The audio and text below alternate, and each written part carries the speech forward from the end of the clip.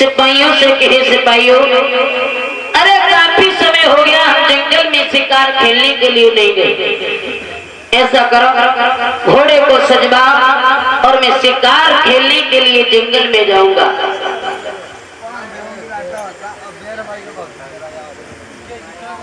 और जब ये बात गई है तो उसी समय मंत्रियों ने घोड़े को तैयार किया और शिकार खेलने के लिए राजा आगे को बढ़े। आगे आगे महाराज को तान बाज जा रहे हैं, पीछे से सिपाही जा रहे हैं। महाराज को तान बाज हिरण का पीछा करते हुए काफी आगे निकल गए। संध्या का समय हो गया, सिपाही जो थे वो लौट करके वापस आ गए।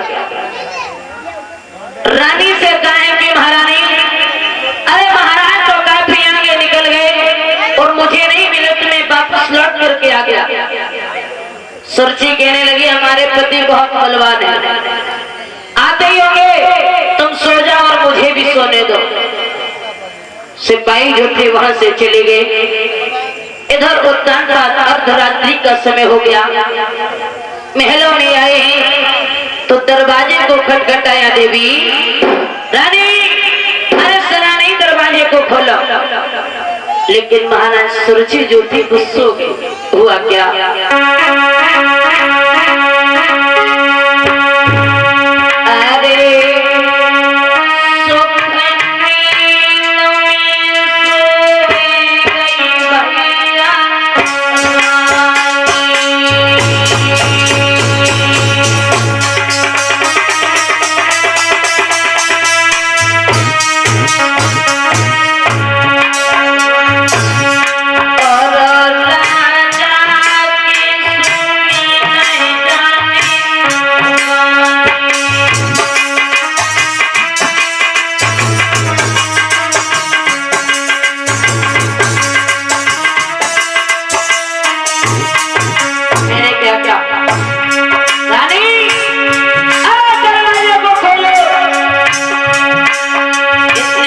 बोल ही पाए तब तक महाराज उत्तान कांद को अपनी बड़ी रानी की याद आ गई। और हुआ क्या?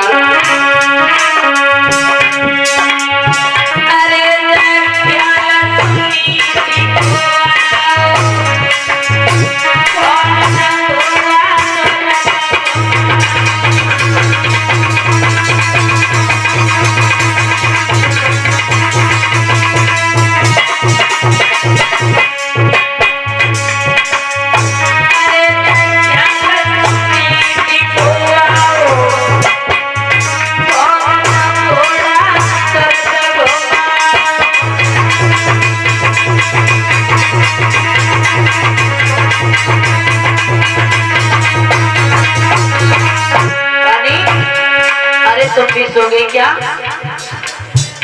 अब महाराज याद रखना, सुनीति जो थी एक आवाज भी उनके बैठ गई, लेकिन दरवाजे को नहीं खोला।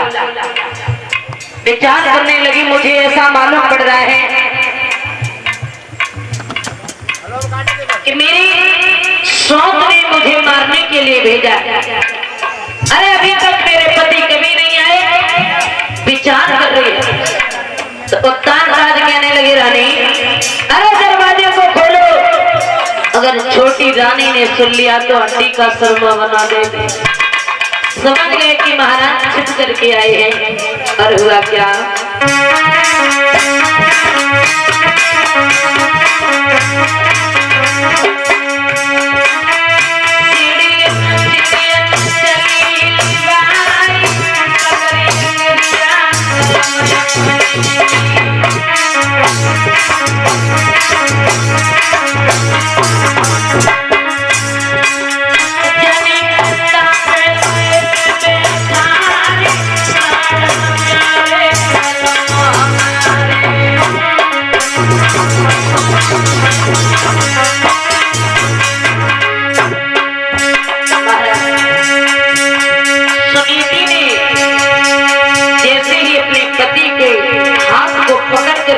ले आई तो फटे हुए द्वार पर अपने पति को बैठा दिया। कहने लगी महाराज भूख लगी है। तो उत्तान काल कहने लगे बहुत तेज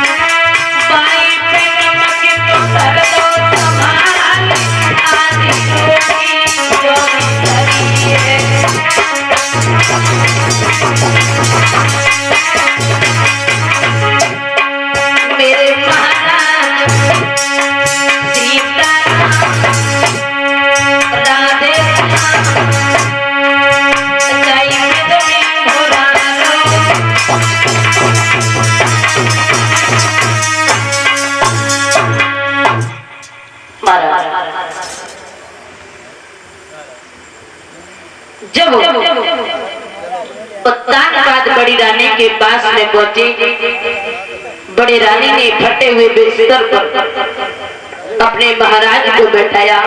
बोले भूख लगी है। बोले बहुत देर। आधी रोटी जौ की रखी थी। मैया ने जैसे ही नमक रख के वो जौ की रोटी दी तो राजा ने जैसे ही एक निवाला तोड़ा तो वो निवाला गले से नीचे नहीं उतरा। उत्तान काल के नेत्रों से